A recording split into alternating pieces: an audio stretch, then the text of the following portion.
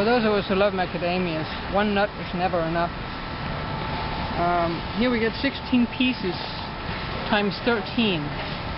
I'm not going to do that math, but that's over 300 chocolates. Better share with your friends who else. Let's see what else we got. Oh yeah. You could give a Tahitian this for Christmas and they'd be very, very happy. We've actually seen one of these at the bottom of a very famous remote snorkeling area before in Tahiti. Corned beef is a big deal. I don't know if it has to be from Brazil to be a big deal, but out here in the Pacific, corned beef is a big deal. And also, the Vienna sausage, though not as much, but this one here, the classic Spam, now a little bit less sodium for those who need to be careful with sodium. Spam is a big deal out here in Hawaii, huge deal. You can make Hawaiians cry on the mainland just talking about Spam. And we're not talking about the computer kind, we're talking about the canned kind. Here's your classic Spam. Traditional. Pizza. Recognize that one? That is Cornmeal food, Spam. They actually say that in recession times, the sales have gone up. I guess people associate Spam with hard times. Not sure at 17 bucks for a pack of Spam that it's cheap, but I guess compared to steak, maybe it is. The can weighs a little, but it is a pretty good weight to it, so it could feed a family for a while.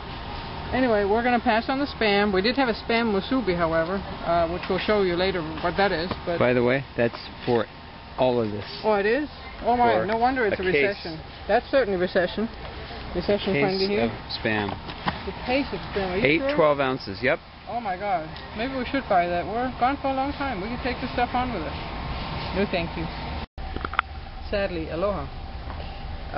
This is about as much dole as you're going to get in Hawaii these days. They are closing down, and Hawaii soon will not be producing pineapple for the rest of the country.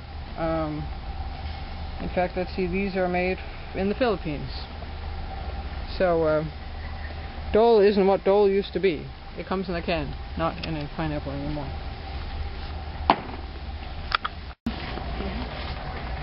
So, you gotta love your soy sauce, which out here is called shoyu, but it's pretty much the same thing, and they've been at it since 1946, these guys. So, I like my shoyu, so, but I'm not going to buy this even if it's only $7, because that's an awful lot of shoyu. A gallon? Yeah, that's a lot. It's also expensive to travel with something like this, plus you can't bring liquids through security anymore, so it's going to be tricky. So we'll go with a smaller bottle, which we actually already own. So we'll just go with that. Let's see what else we have.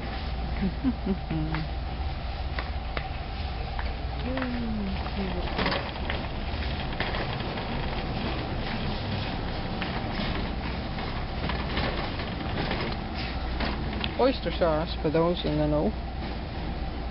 I'm not. I know I've eaten food with oyster sauce, but I don't cook with oyster sauce. But clearly some people do.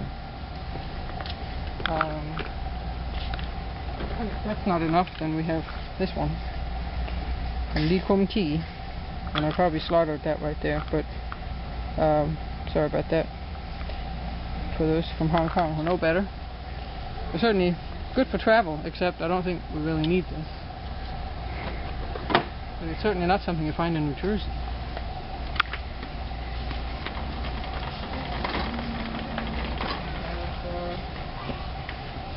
What do we got here? Yoshida's, Mr. Yoshida's marinade and cooking sauce. I bet you this is a good sell.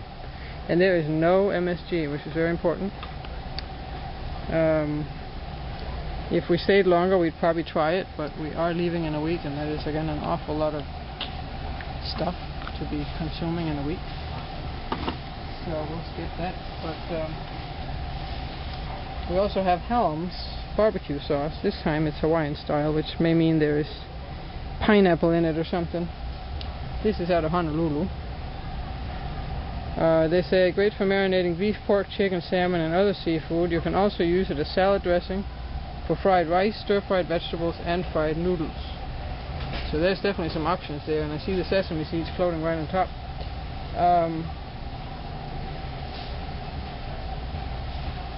Yeah, Plus you do have your MSG in here, which of course puts your Sheetas a step ahead.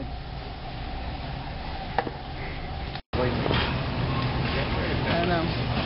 In case walking barefoot in 85 degrees becomes too cold for you, you know, at least don't forget a pair of slippers for Grandma. She might get chilly indoors, so they're here.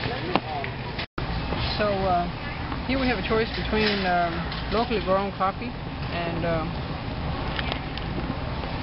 the Mammoth from Seattle. What looks better? Of course, Starbucks is about 20 bucks for 40 ounces. The local coffee is about 20 bucks for 16 ounces. But Kona is pretty special stuff. It does taste very nice. And it's exceptional because it is grown in optimal conditions. Clouded volcanic slopes drenched by occasional downpours. That will be true. Second, it is hand harvested, water processed, and sun dried. That would make sense. Each step involves human hands and human attentiveness, creating Kona coffee's uncommonly smooth, flavorful taste.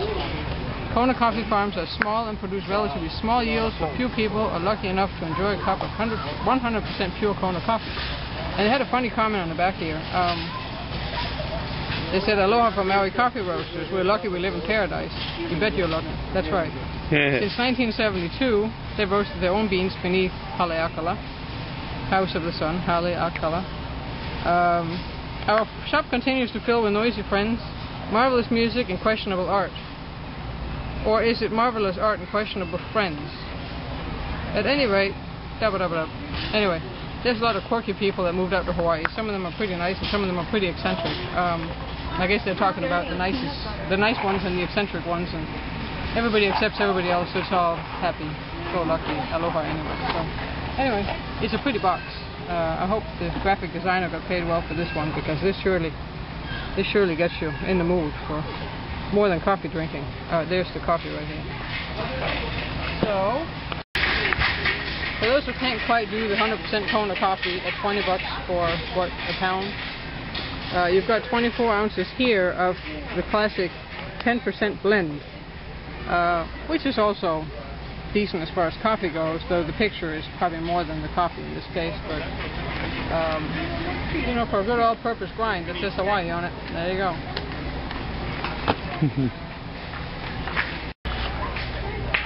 And if you prefer it this way, we got the special little travel ones you can give your friends at home. You know, the vanilla macadamia nut, the Kona classic. Let's see what else we got. I think that's it pretty much. 6 bags of this Kona blend business here. Kona Sunrise. There's a Kona Sunrise, chocolate macadamia nut to make the ladies happy. Yeah, nice picture once again. But, you know, for 20 bucks makes for a good little set of souvenirs, you know? Okay, so for those of you who have been following us all the way from the bread aisle, which has been a while at this point, we told you about guava bread. We showed you some guava bread. Well, here's that yellow fruit I mentioned, and here's that pink flesh inside of it. It is kind of a weed fruit. They grow wild everywhere. They taste pretty good, especially if you're hungry. But if you're into guava jelly, here's 2 for just $5.29. I like guava jam better than guava jelly, but you know, it might substitute for cranberry or something for those who are into that kind of thing. But I like my mango and my guava jam and my pineapple jam better. But you know, if you're on a budget or a student, you might like that stuff.